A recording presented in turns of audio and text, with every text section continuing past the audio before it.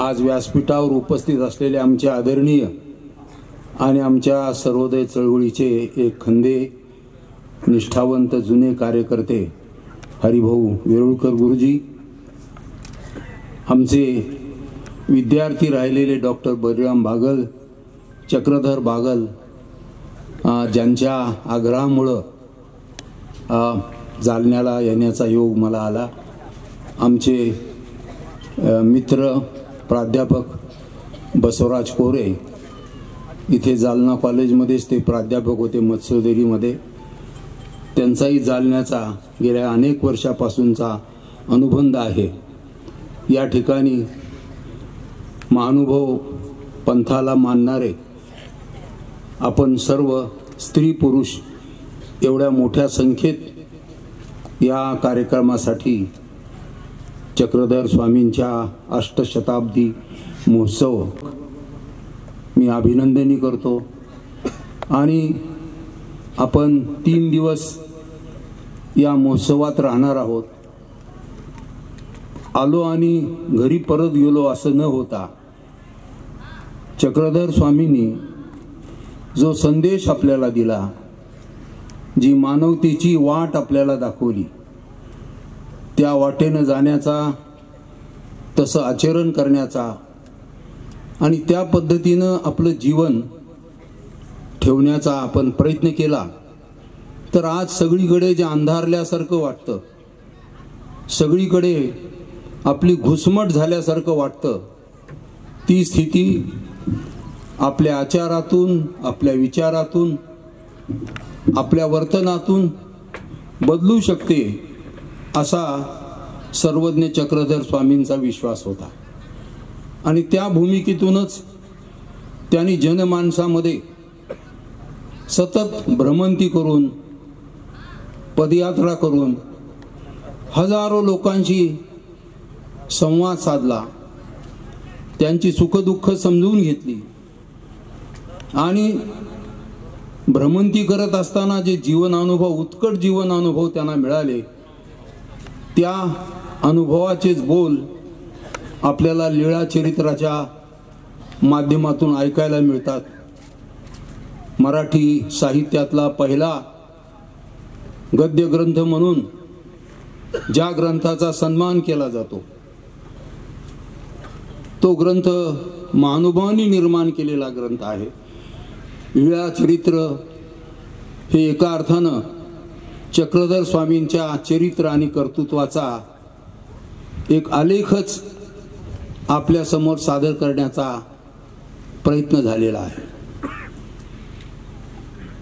मला आज या 2 महापुरुषांचं जे व्यक्तिमत्व आहे, महात्मा बसवेश्वर आणि सर्वज्ञ श्री चक्रधर स्वामी,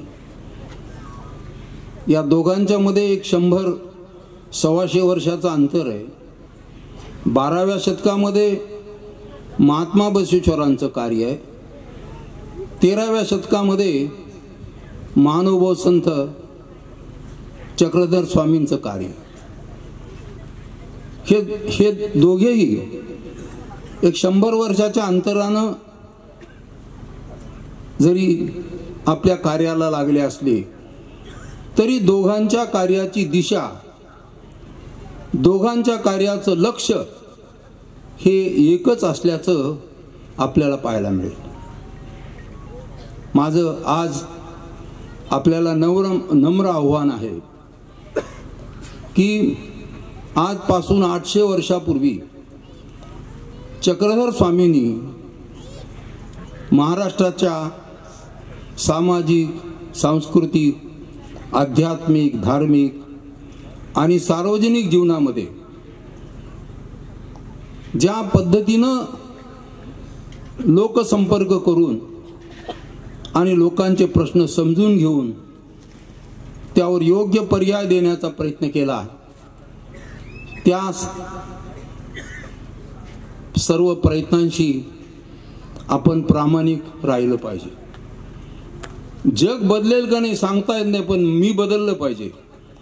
मी बदलणार नाही तोपर्यंत जग कसं बदलेल? पहिल्यांदा मला माझ्या बदलापासून सुरुवात करावी लागेल। आणि मग आपण हा जर निर्धार केला तर आपण अनेकांमध्ये बदल घडून आणू शकतो. चक्रधर स्वामींनी ज्या काळामध्ये हे काम केलेलं आहे, त्यांच्यानंतर ज्ञानेश्वर, नामदेव या सगळ्या संतांनी आपल्या कार्याची मुहूर्तमेढ रोवलेली आहे. पण इथे संतांनी महाराष्ट्राचं एकूण धार्मिक सांस्कृतिक जीवन उजळण्यापूर्वी या दोन महापुरुषांनी भारताच्या इतिहासात नेत्रदीपक अशा पद्धतीचं काम केलेलं आहे.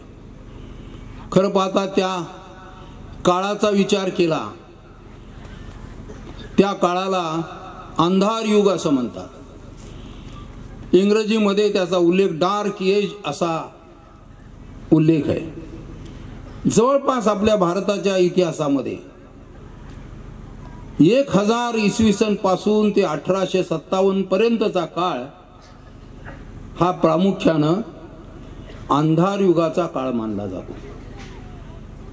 या सुमारे 800-850 वर्षाच्या काळात बुद्धिवादाला, विवेकवादाला, विज्ञानवादाला कोणत्याही प्रकारचा थारा नव्हता.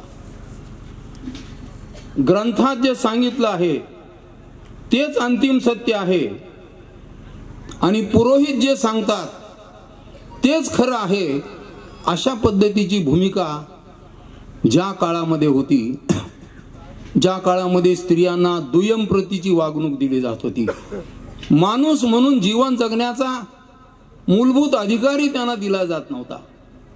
त्यांचं जीवन पशुसारखं अतिशय निकृष्ट प्रतीचं जीवन होतं. आणि या सगळ्या प्रश्नांना छेद देण्याचा प्रयत्न, काळाच्या फार पुढची झेप घेण्याचा प्रयत्न महात्मा बसवेश्वर आणि चक्रधर स्वामी यांनी आपापल्या काळात केलेला आहे. चक्रधर स्वामीमध्ये आपल्या लक्षात येईल की त्या काळातल्या ज्या प्रथा, परंपरा, ह्या अतिशय अनिष्ट अशा प्रकारच्या प्रथा परंपरा होत्या, अनिष्ट अशा रूढी होत्या. त्या प्रथांच्या मध्ये कोणत्याही पद्धतीचा अर्थ नव्हता, पण त्यांचं अनुकरण करणं सक्तीचं होतं, अशा पद्धतीची भूमिका आपल्या लक्षात येईल. आणि अशा एका स्थितीमध्ये चक्रधर स्वामींनी आपल्या कृतीतून, कारण हे दोन्ही संत असे आहेत की ज्यांच्या उक्ती आणि कृतीमध्ये समानता होती. असं म्हटलं जातं की action speaks more louder than the words. शब्दापेक्षा माणसाची एक कृती ही हजारो शब्दांना मागे टाकत असते. हे दोन्ही संत आपल्याला असे पाहायला मिळतील की ज्यांच्या उक्ती आणि कृतीमध्ये समानता आपल्याला पाहायला मिळेल. ज्यांचं वागणं, बोलणं आणि जगणं यात आपल्याला कुठेही फरक पाहायला मिळत नाही. अतिशय मूल्याधिष्ठित जीवन जगण्याचा त्यांनी प्रयत्न केलेला आहे. कोणताही भेदभाव न ठेवता समत्व दृष्टीनं, मग ते मानव असो, प्राणी असो, या सगळ्याकडे पाहण्याची समत्व दृष्टी, ममत्वाची दृष्टी, आस्थेची दृष्टी ही चक्रधर स्वामींच्या मध्ये आपल्याला पाहायला मिळते. समस्त प्राणी मात्राविषयी, गाय असो की कुत्रा, यांच्यामध्ये सुद्धा भेद न करण्याची भूमिका त्यांच्यामध्ये होती. समस्त प्राणी मात्रामध्ये तोच ईश्वराचा अंश आहे ही भावना त्यांच्या मनामध्ये होती. कोणाची हिंसा होऊ नये, अगदी पशु पक्ष्यांची, प्राण्यांची सुद्धा हिंसा होता कामा नये. आणि ज्या ठिकाणी हिंसा होत असे त्या ठिकाणी ते थांबत नसत. वाडेगाव येथील जोगेश्वरीच्या मंदिरात एका मेंढराचा बळी दिला जात होता. हे जेव्हा त्यांच्या कानावर पडलं तेव्हा चक्रधर स्वामींनी ती जागा सोडली आणि आपल्या शिष्यांना सांगितलं की जेथे हिंसा होते तिथं आपण थांबू नये, त्या ठिकाणी आपलं वास्तव्य आपण करू नये. तेव्हा शिष्यांना हा संदेश त्यांनी दिला की सर्व भूतमात्रांना त्रास होणार नाही अशा पद्धतीचं जीवन आपण जगलं पाहिजे. महाराष्ट्रामध्ये जेव्हा त्यांचा प्रवेश झाला गुजरातमधून 1922-23च्या सुमारास, तेव्हा महाराष्ट्रात आल्यानंतर 45 वर्ष 9 महिने सातत्याने महाराष्ट्रातल्या 14 जिल्ह्यातून 250 पेक्षा अधिक खेड्यापर्यंत जाऊन पायी प्रवास करून जनतेच्या दुःखाची सल लक्षात घेण्याचा त्यांनी प्रयत्न केला.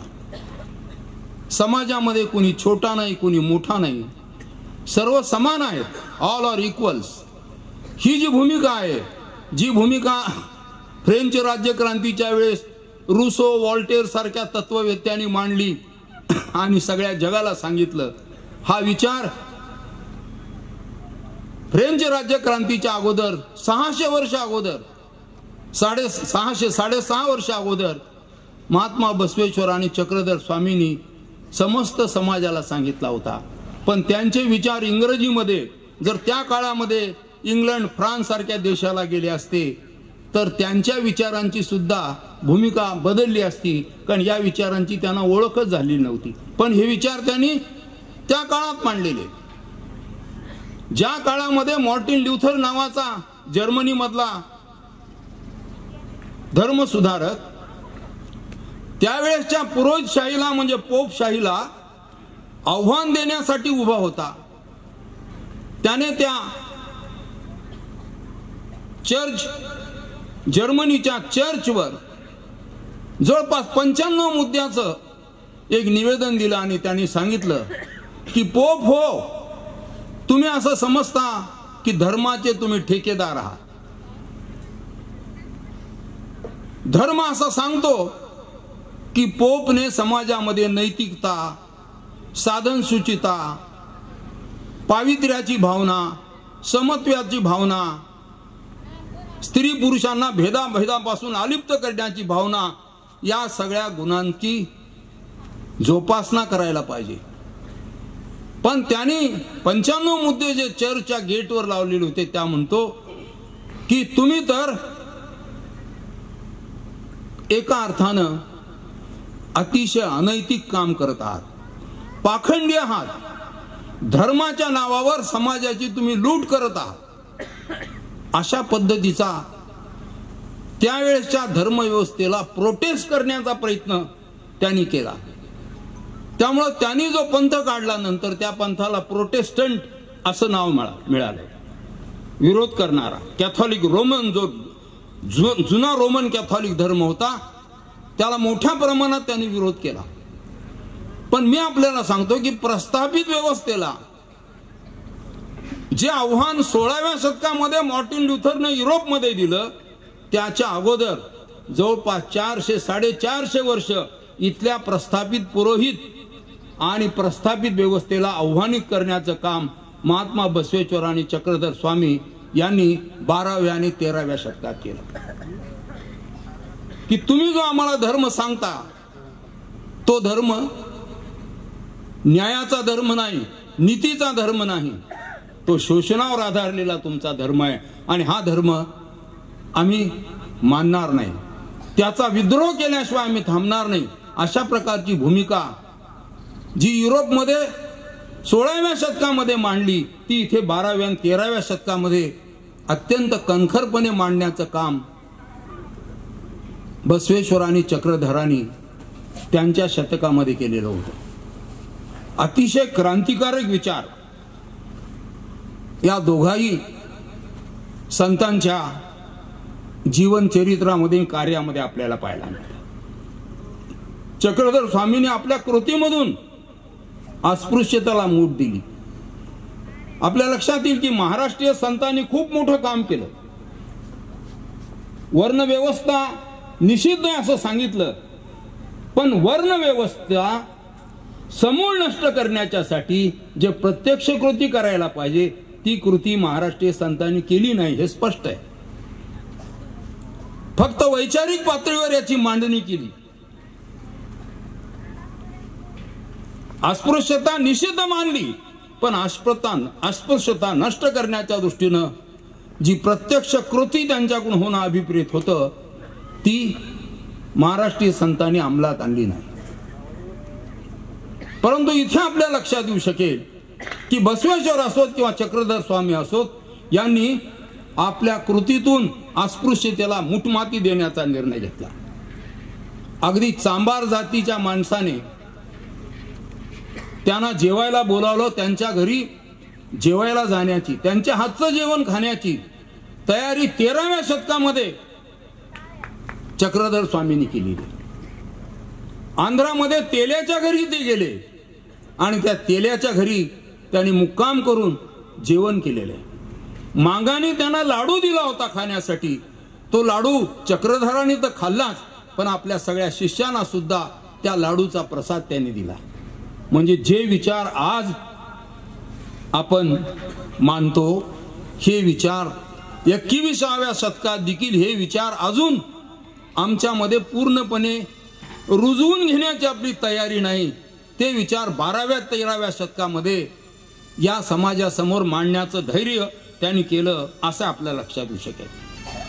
अर्थात चक्रधरांच्या या सामाजिक क्रांतिकारक विचारांचं मूळ त्यांच्या गुरुमध्ये, चांगदेव राऊळ नावाचे त्यांचे जे गुरु आहेत, या गुरुच्या एकूण जीवनकृतीमध्ये आपल्याला पाहायला मिळतं. कारण चांगदेव राऊळ यांचं प्रत्यक्ष जीवन पाहिलं तर खरोखर आपल्या अंगावर सुद्धा रोमांच उभं राहतो. रस्त्यावर मेलेला कुत्रा काय दिसावा आणि चांगदेव राऊळांनी मेलेला कुत्रा उचलून रस्त्याच्या पलीकडं टाकण्याचं काम केलं. रस्त्यावरची घाण आपल्या डोक्यावर घेऊन उचलून टाकण्याचं काम त्यांनी केलं. श्रम उपासकाची भूमिका त्यांच्यामध्ये होती. कोणतंही काम उच्च आणि नीच दर्जाचं नाही. कामातून माणूस निर्मळ होतो, पवित्र होतो. काम हे खऱ्या अर्थानं माणसाच्या व्यक्तिमत्वाला वेगळं डायमेन्शन देतो. महात्मा बसवेश्वर असं म्हणतात की वर्क इज वर्शिप. श्रमाच्या माध्यमातूनच ईश्वराची खरी पूजा होते. आणि तोच विचार इथे चांगदेव राऊळांच्या आणि चक्रधरांच्या जीवनात आपल्याला पाहायला मिळतो. गाडगे बाबांना जो खराट्याचा धर्म त्यांनी आपलं जीवनभर जोपासला, कदाचित ही प्रेरणा चक्रपाणीपासून किंवा चांगदेव राऊळापासून त्यांनी ती स्वीकारली असावी असं अनेक इतिहासकारांचं अभ्यासकांचं मत आहे. महाराष्ट्रातल्या सामाजिक क्रांतीचं मूळ महानुभव संतांच्या या क्रांतिकारी कार्यात आपल्याला पाहायला मिळतं. जी आपल्याला क्रांती पुढे ज्योतिबा फुले मध्ये दिसते, शाहू महाराजांच्या मध्ये दिसते, किंवा जी पुन्हा महात्मा गांधी मध्ये दिसते, गाडगे महाराजांमध्ये दिसते, तुकडोजी महाराजांमध्ये दिसते, हिचा पाया खरा महानुभव संतांनी भक्कम करण्याचं काम केलेलं. याची सुरुवात महानुभव संतांच्या माध्यमातून इथे झालेली आहे असं आपल्या लक्षात येईल. तेव्हा आपल्या सर्व शिष्यांना आवर्जून चक्रधर स्वामी सांगायचे की स्पृश्यास्पृश्य भेद मानू नये. सवळे ओळे यात काही तथ्य नाही. व्रतवैकल्यामध्ये तथ्य नाही. सर्वांशी समतेनं, ममतेनं आणि माणुसकीच्या भावनेनं आपण वागलं पाहिजे. अगदी स्त्रियांच्या मासिक पाळीतील विटाळ सुद्धा मानण्याला त्यांनी विरोध केला. म्हणजे किती क्रांतिकारक विचार त्यांच्या मध्ये होते हे आपल्या लक्षात येऊ शकेल. चातुर्वर्ण व्यवस्थेत ब्राह्मणांचं स्थान वरच्या श्रेणीचं होतं.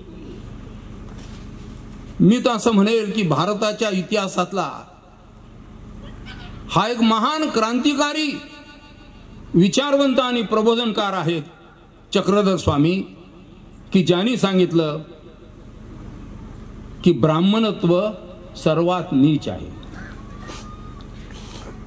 मनुच्या साहित्यामध्ये, वेदामध्ये, पुराणामध्ये ब्राह्मण जरी असला अतिभ्रष्ट तरी तो मानावा सर्वश्रेष्ठ. हे मनुस्मृतीमध्ये या पद्धतीचे संदर्भ आहेत.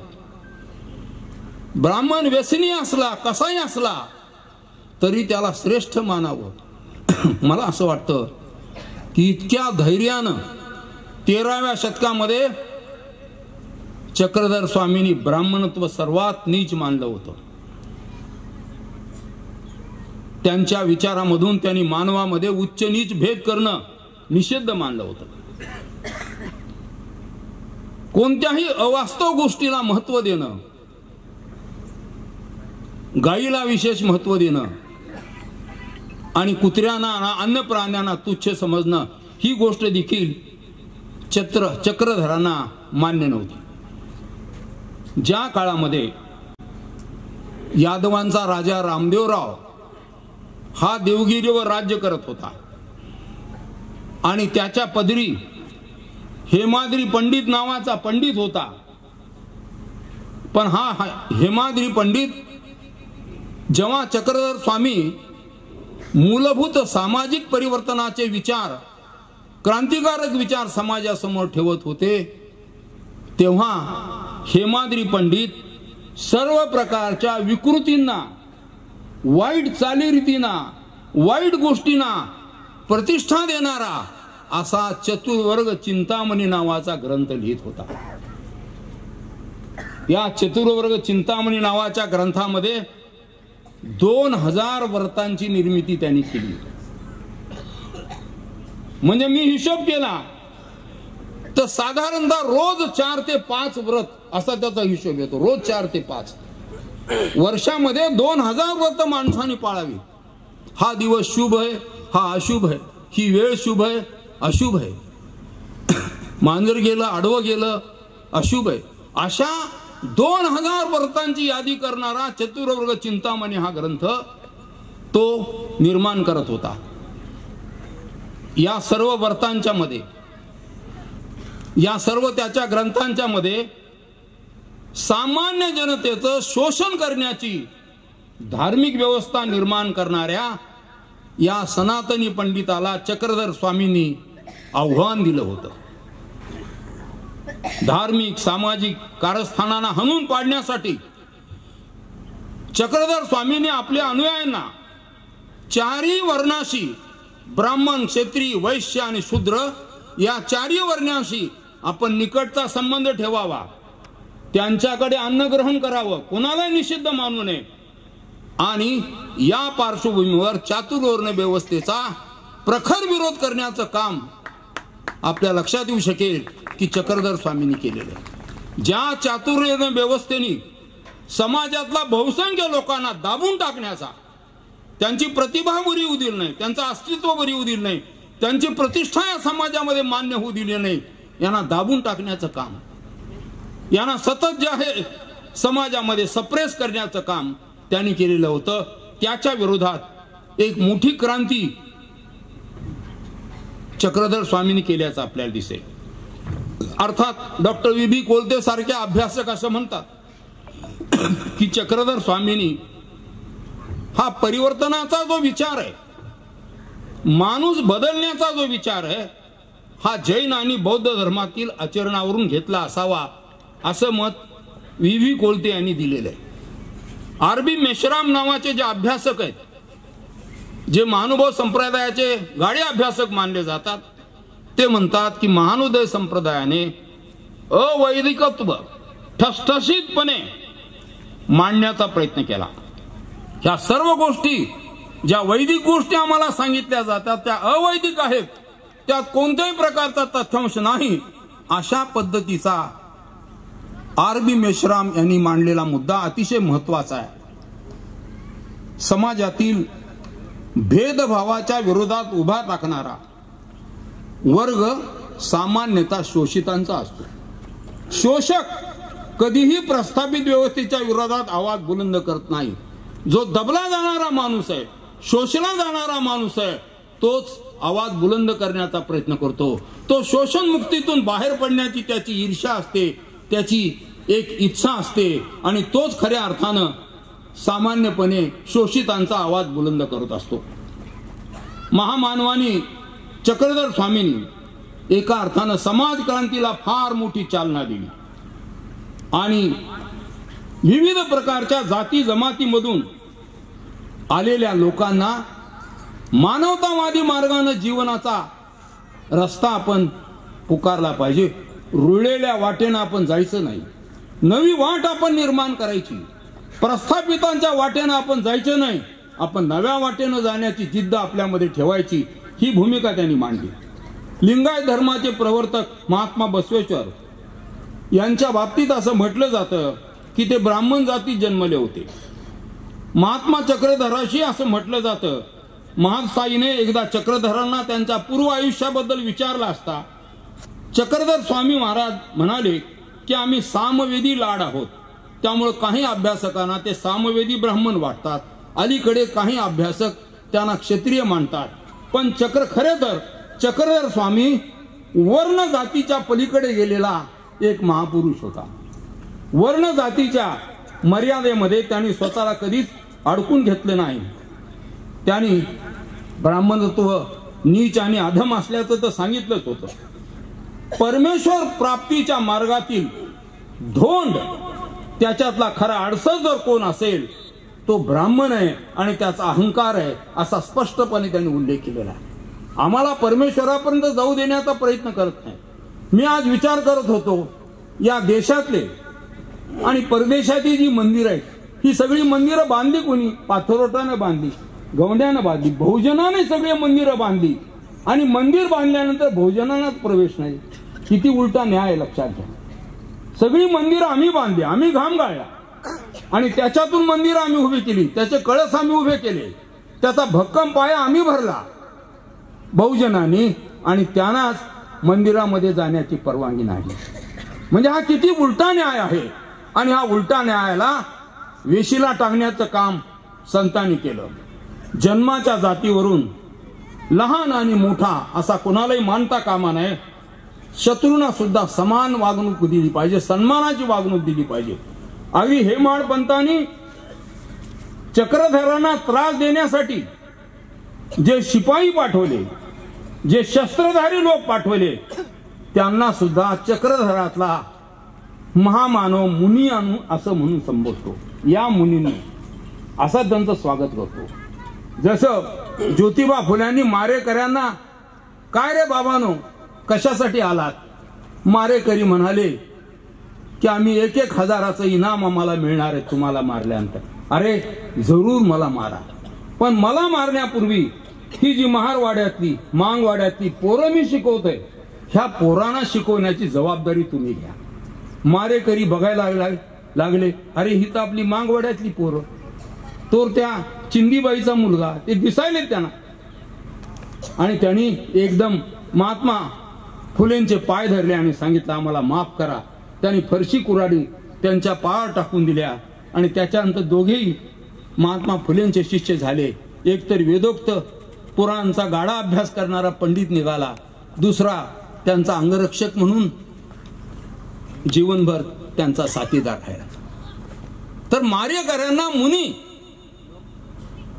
तुम्ही कोणीतरी संत आहात अशा पद्धतीचं संबोधन मारेकऱ्यांना करणारे चक्रधर हे जगाच्या इतिहासातील अनुपम अनेक आगळं वेगळं असं उदाहरण आहे. काही अभ्यासक असं म्हणतात की येशू ख्रिस्ताच्या नंतर एवढा थोर महात्मा जगाच्या इतिहासात चक्रधराशिवाय दुसरा कोणी झाला नाही, असं काही अभ्यासकांचं त्यांच्याबद्दलचं मत. महात्मा बसवेश्वरांच्या कल्याण क्रांतीशी बसवेश्वरांनी हरळय्या आणि या समाजातील ब्राह्मण समाजातील मुलीचा आणि हरळय्या या चांभार कुटुंबातल्या मुलीचा विवाह केला. शीलवंत आणि कलावतीचा विवाह हा एका मुलामुलींचा विवाह नाही, हा भारताच्या इतिहासाला कलाटणी देणारा एक विवाह होता, आंतरजातीय विवाह होता, जो विवाह बसवेश्वरांनी केला होता. आणि आपल्या लक्षात येईल की हा विवाह हा सामाजिक व्यवस्थेची चौकट उद्ध्वस्त करणारा विवाह होता. हा एका मुलामुलीचा विवाह नव्हता, हा परंपरागत व्यवस्थेला आव्हानित करणारा विवाह होता.